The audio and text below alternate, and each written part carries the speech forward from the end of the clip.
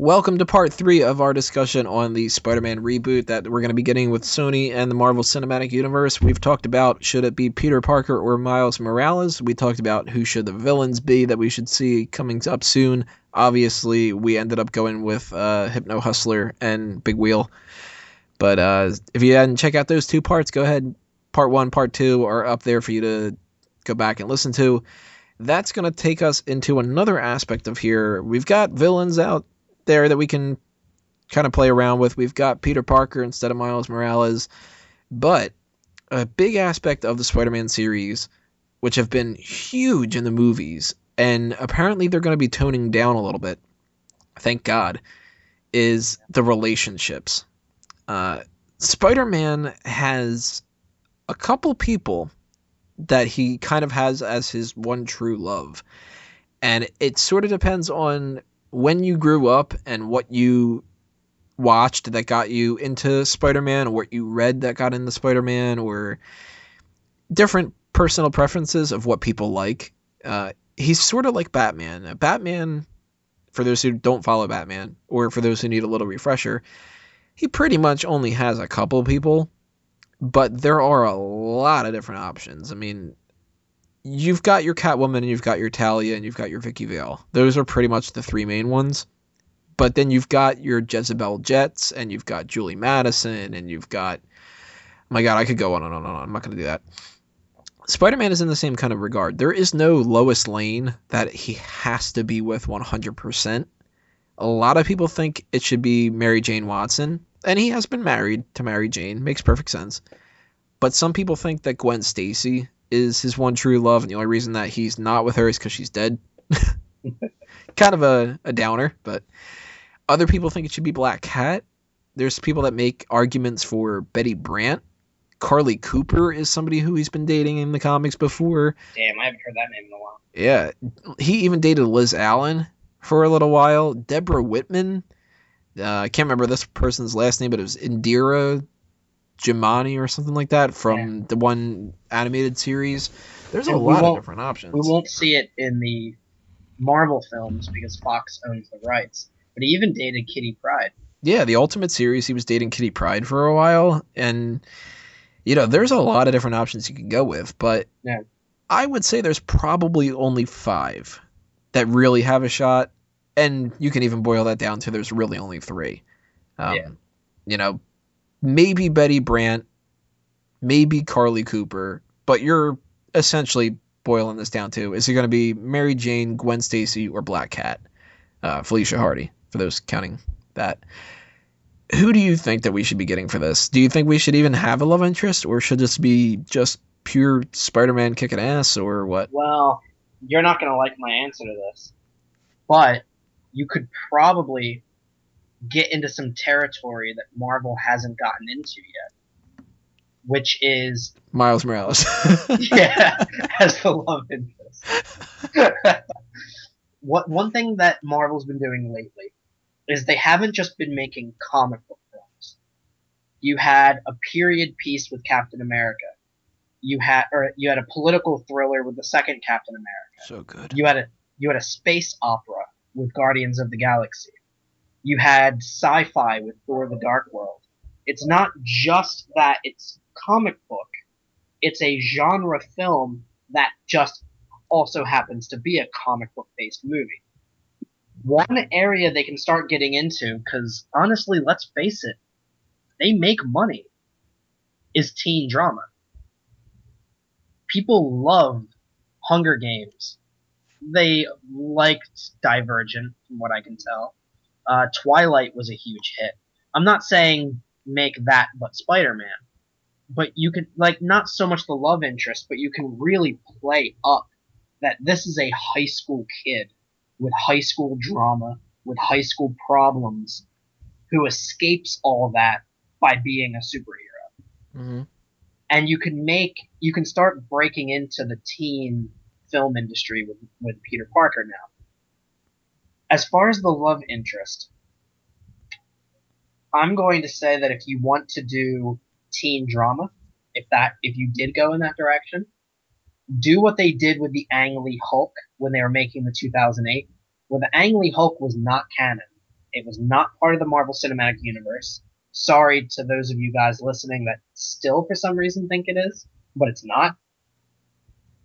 But when they did the 2008 Incredible Hulk, they didn't do the origin and stuff because they knew you had already seen the Ang Lee one. It was only 5 years. So they kind of just like, all right, you know that story, so let's just go with where's the Hulk right now.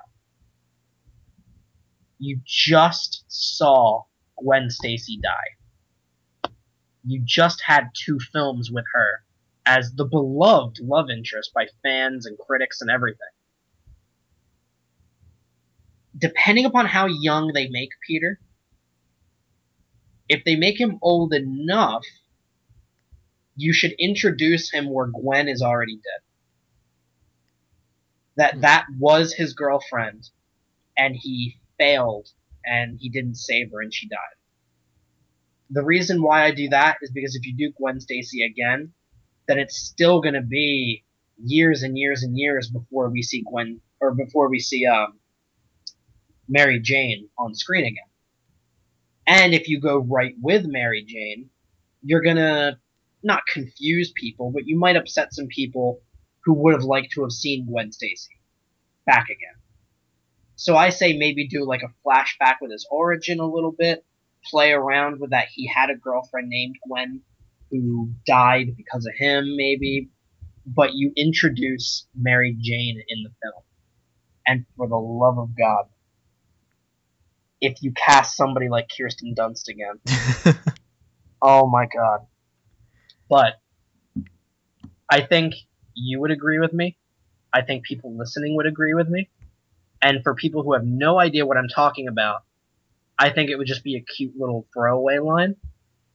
But he's got to meet her, and she's got to say, "Face it, Tiger, you just hit the jackpot."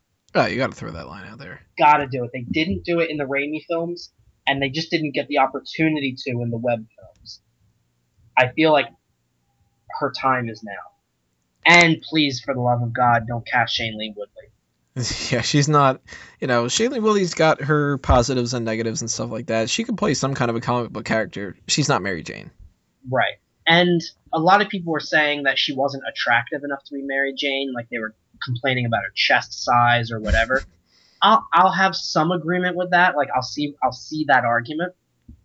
I'm not going to want to go into a Spider-Man movie where he's supposed to be 16 and his girlfriend is 16 and I'm sitting there like eye humping her. Right. That's going to make me a little uncomfortable.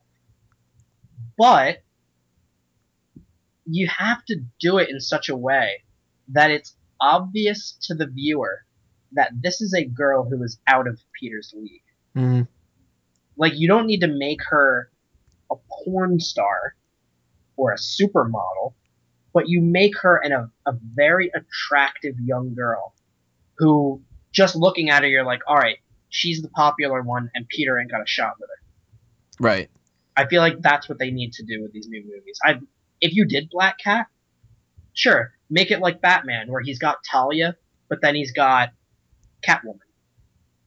But I wouldn't see Black Cat as the love interest, especially if they're not going to play it up as most of the movie like the web movies did.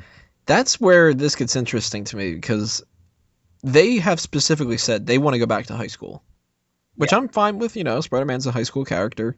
He's aged over the years, but you can't just have him start off at 30, I can't see Black Cat being the love interest.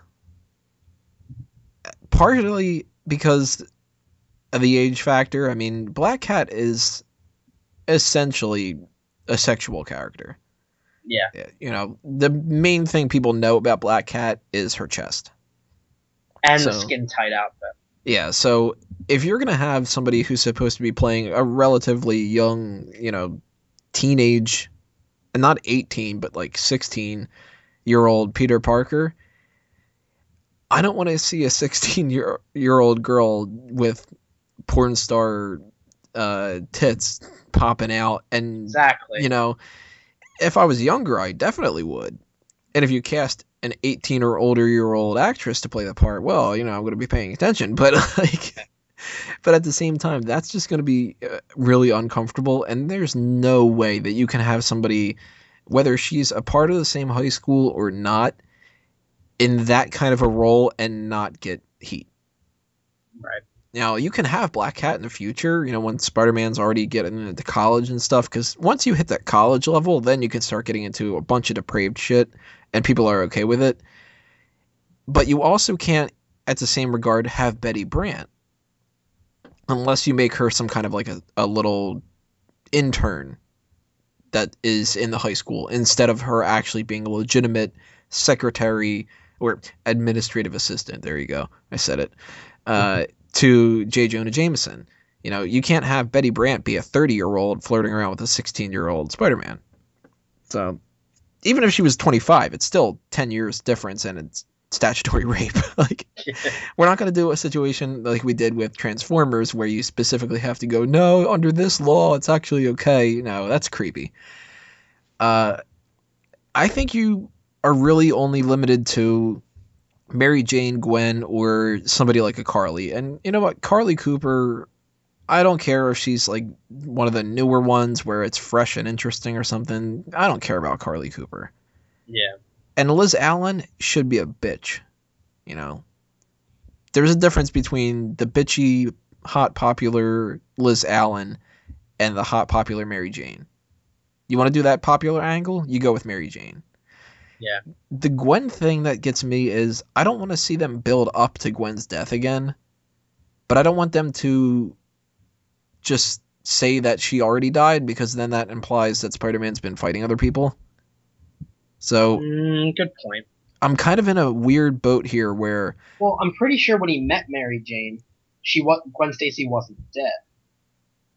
So if you want to even play up the whole teen drama thing, now you've got his ex-girlfriend. Maybe they're not dating anymore.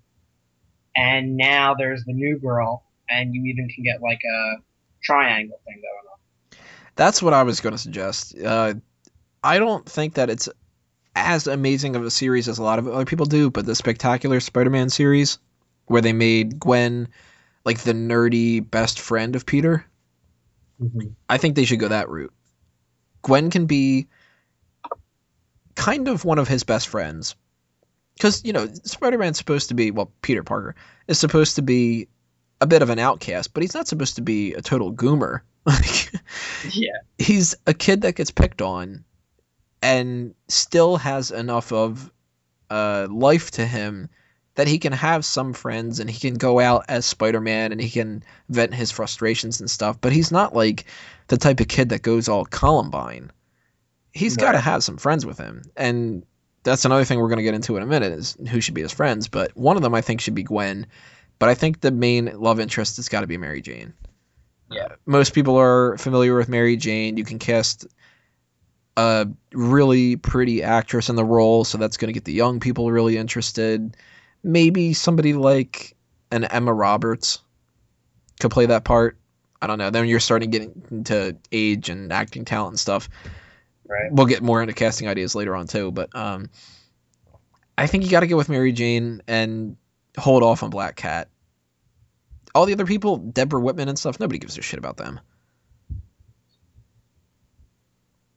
I don't know. At the very least, I think this boils down to they should downplay the relationship angle and not do what they did before, because if they make these movies the same as the previous two series where they're all about Spider-Man and his love interest, we've seen that before. Right. Give me more of Spider-Man fighting people, and he doesn't have to be just like completely barren from any kind of a love story, but maybe Mary Jane's not the second most important character of the whole damn thing. Kind of make it like the Captain America side of things. We got an entire Captain America the Winter Soldier where at most the love story of the whole thing, if you don't count Bucky, is that he kisses Black Widow in one scene and says he feels uncomfortable. Or Black Widow is trying to say like, hey, I'm trying to find you a date. Right. And then at the end, like, hey, check out that Sharon girl. Like, there you go. There was no love interest in that movie, but And it ended up Still being have. an awesome fucking movie. One of the best comic book movies ever. Yeah. You didn't have to shoehorn a romance between Black Widow and him. So you don't have to do that with this either. So You want to know what romance I felt was actually really good on screen? Was the one in Guardians of the Galaxy. Because even though Quill was trying to force things with Gamora, it wasn't the main focus of the movie. It wasn't even a subplot of the movie. But it was a little flirting here and there that eventually by the end became like a respectful, like, yeah, you know what? You are a good person kind of a thing. It wasn't like the main focal point of Peter Quill's girlfriend is Gamora, that kind of thing. right. I actually like the relationship between Tony Stark and Pepper Potts in the movies too. That one is really good. I don't know how you would play that with Spider-Man. Nah, that's completely different types of characters, but Oh well, yeah, but I mean, it's a like good balancing act. somebody who's constantly there by his side, but like you know what I mean? Like, Yeah. unless it's like you said with Gwen Stacy being his best friend, and it's like they're best friends, but there's obvious tension between the two, Mm-hmm. and then by the end they're like bang because it's high school. Right. But you know what's weird about that situation? I think that if any of the Marvel movies got it wrong, wasn't Iron Man for the love interest kind of thing? Wasn't Iron Man? Wasn't even Incredible Hulk, because there's a reason for Incredible Hulk to have that. He's the one that she's the one that grounds him and stuff. Right. Thor is the one that has a problem. Thor is a huge problem. Yeah, I don't There's want no that. chemistry between the two at all. No, I don't want a film where they build it around like we've got to have a relationship here. It's like star-crossed lovers, but they don't really have any sort of anything on screen. It's No, literally just two characters standing next to each other. There's much more between Sif and Thor than yeah. there is, Natalie Portman and Chris Hemsworth. And I love Natalie Portman, and I love Chris Hemsworth. I blame the writers. Yeah. It was shoehorned in the first one. The second one, they just needed to do it because they already established it. It's stupid, but they really did not need to make her the carrier of the ether. No, they shouldn't have had her in there entirely. That's another discussion. Yeah. At the very least, they should have gotten rid of Darcy. Or made Darcy the love interest, because I'm kind of obsessed with genetics. Now, that'll bring up a different topic, though, for this, and that is, if you're going to have the love interest kind of thing, you need some friends for Spider-Man, because he can't just be a fucking loner the whole time. God Right. damn, that's depressing. And he can't just be talking to Aunt May either. Like, Aunt May and whoever his love interest is, they can't just be the two people in his life. So there's a couple of different people that have been friends with him in the comics, but mostly it depends on these three. And again, we balance it out too. There's three major choices you can go with: Harry Osborn, Eddie Brock, and Flash Thompson. Flash is obviously the bully side of things. I think you would be in agreement with me. You need a bully in this high school scenario. It's got to be Flash. Yeah, it's got to be. So Flash. For those of you who don't know, this is not Barry Allen that we're talking about. Yeah. Flash can get his redemption. I loved how in Amazing Spider-Man they made him actually become like not friends with Peter, but he became humbled by the end because he liked Spider-Man so much. Right. Like there was a reason for them to do that, and I really liked that. So what do you think? Should we go with Harry? Should we go with Eddie? I think there's no way not to have Harry in it. I mean, it's a staple of it that it's like don't have Green Goblin as the villain. We were both on agreement with that. But you can't have Spider-Man without Oscorp, and you can't have Oscorp without Harry, and you can't there's no way around it. Like Amazing Spider-Man, they tried to get around it by saying Harry was off of boarding school. But I really think Harry needs to have grown up with Peter. As that was the one friend he had when he didn't have any friends. And then Peter humanized Harry by making it so he's not just the rich kid that has no friends. But then Harry kind of humanizes Peter as in he's not just the nerd with no friends. They kind of became each other's friends. Right. And I'm I going feel with like Harry 100% too. yeah, I don't think there's any way you can not do that. And I mean, yeah, this is high school, but most people didn't have just one friend in high school either. So you can have Eddie Brock in there. I did not like what they did in Spider-Man 3. Not just even the casting choice, just the character. I just did not like him. Topher I think Grace would have been a damn good Spider-Man, though. in his youth, which I mean, he's not old, but I mean, back when he was like starting out on that '70s show, then he could have been Spider-Man. He would have killed it. Oh yeah,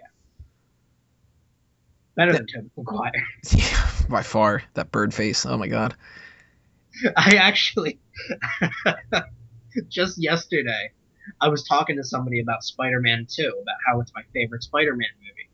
And I said, but even it has its flaws. And they're like, why? What didn't you like about it? Was it Doc Ock? And I'm like, no, I mean, he had his problems too, but I generally like Doc Ock. There's the one scene at the very end where he sees Mary Jane, and I don't know how this made it into the final cut of the movie. He sees her, and they're lovingly looking into each other's eyes across a distance at each other. And something is about to fall and hit her. And oh my god, he screams. And the face he made. It's so bad. I think they literally took that 5 seconds of the movie and created Spider-Man 3. Because that's pretty much what Spider-Man 3 is. It's like 2 hours of that 5-second clip. Now, the problem with Spider-Man 3 is never the issue of there's too many villains. It's just they didn't know what the fuck they were doing. And they did a lot of good things with Eddie Brock that in the comics that they translated pretty well in that, but they did a lot of things that were terrible. And, you know, I like the idea that Eddie Brock could be either way. Like, it sort of depends. If you're going to go with the route of the Daily Bugle, they can't know each other beforehand. Right. And if you're going to go with the friend angle, then you kind of can't do the spin-off movie because then he's going to be young enough, and you know you run into a lot of the different issues with that. So I'm saying hold off on Eddie Brock. Give me Harry Osborn. Make it to where it's very similar to what they did with the first series, but just ultimate more, like, I guess that's a good way to put it. Like, make it to where Harry Osborn is kind of a prick, but he deep down is a good person. He's just that spoiled rich kid who puts on a lot of airs.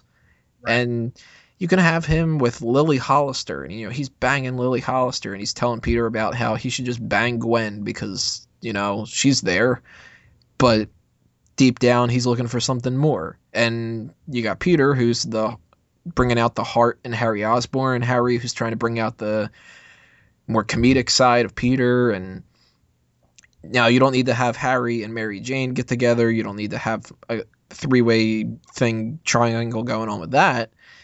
But maybe in the future, if you bring Black Cat into the mix, maybe Harry Osborn's the one dating Black Cat. Maybe Harry is responsible for bringing Mary Jane into the group, period. Because she's popular, he's popular, and he's just kind of like, you know what, you should be hanging out with me. And she's just like, Peter's better. Like, yeah, I mean, I wouldn't mind seeing the way she was introduced in the comics, where literally Aunt May is like, you should talk to that nice Watson girl next door. And he's like, sorry, Aunt May, gotta go do this. And like the whole time you're not seeing her. It doesn't have to be the end of the movie, but maybe like towards the middle of the movie, he's finally like, yeah, okay, I'll talk to her. And then he sees it. And he's like, oh, shit. Aunt May. Now, how did he never bump into her in school when it was his next door neighbor? Right. So how did they ever fix that? That did you go to a different school even though they were right next door to each other? Or like, I think you can't get around that. You got to make them either go to the same school if they're in the same, you know, next door neighbor kind of a thing, or you make them older or something. I don't know, like that. I think you got to kind of keep them going to the same school, the same Raimi mode. Because granted, there's a lot of people that I went to high school with that I did not ever see or talk to either. Yeah, Mary Jane's in the the Bop classes, the standard ones. She's always had Mr. Manahan as a teacher. They're like, Peter, it's a great job that you were in AP this and honors this, and Mary Jane, well, you know, you're graduating this year. We really need to get those fractions figured out. Or if you want to explain why Mary Jane is so full-figured, maybe she failed a couple classes. You got a couple teachers, and they're like, Peter, you are a genius. You're going to be really going somewhere in the future. Harry, you've got a lot of money. You're going to be going somewhere in the future. Mary Jane, you got some killer tits. You're going to be going somewhere. You're going to marry great. You're going to marry somebody like Harry. He's going to have a lot of fun with you. You're going to have a lot of fun spending his money. Mutual trust there. Right. Just fly in the face of all the political correctness that people are trying to get with Miles Morales. So, as far as relationships and friendships and all that go, any other things you want to bring out before we move on? Not really. Those are the main ones. Got Flash, maybe Eddie. Got Harry, Gwen, MJ. Yeah, that's pretty much it. Alrighty, we got part 4 coming up, casting ideas for some of the different roles. That's going to be a rather quick one, and then we're going to finish this off with some talk about where they go in the future.